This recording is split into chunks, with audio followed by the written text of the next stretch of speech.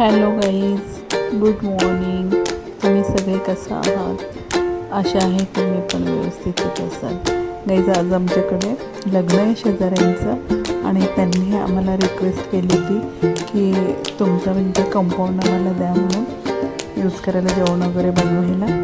तर हळदीचा प्रोग्राम होता त्यांचा आणि मलाही बरं वाटलं की ठीक आहे, कोणाच्या तरी उपयोगास येते. तर हा पसारा, सगळ्या गाद्या वगैरे त्यांच्या आणि जेवणाची सगळी वर्दळ चालू आहे.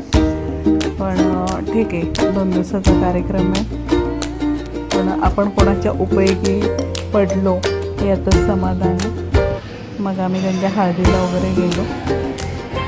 कार्यक्रम छान झाला, जेवण वगैरे केलं आणि निवांतपणे घरी आलो. कारण की तिकडे नाचण्याचं वगैरे काही हे नव्हतं, कारण की मला काही एवढी आवड नाही आहे डान्स वगैरे करायची हळदीमध्ये.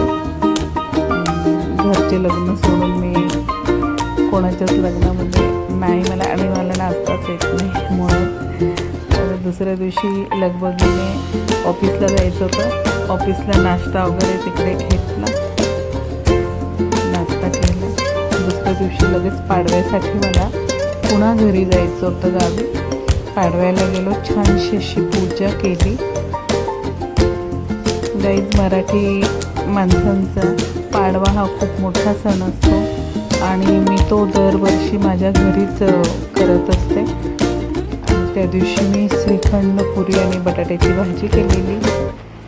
तर घाईघाईमध्ये पुन्हा दुसऱ्या दिवशी आपलं हे होतं, स्वामींचा प्रकट दिवस होता आणि स्वामींचा प्रकट दिवसासाठी मला एवढा आनंद झाला. मी छानपैकी उंबरा वगैरे हळदीचं लेपन लावलं त्याला आणि छान रांगोळ्या वगैरे काढल्या. कारण की स्वामींचं आगमन म्हणजे आणि स्वामींचा प्रकट दिन ही आपण वर्षभर वाट बघत असतो. तर खूप मन असं प्रसन्न झालेलं की आज स्वामी आपल्याकडे येणार म्हणून.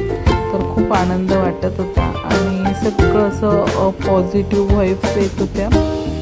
खूप बरं वाटलं हे सगळं करताना आणि मन अगदी प्रसन्न झालं.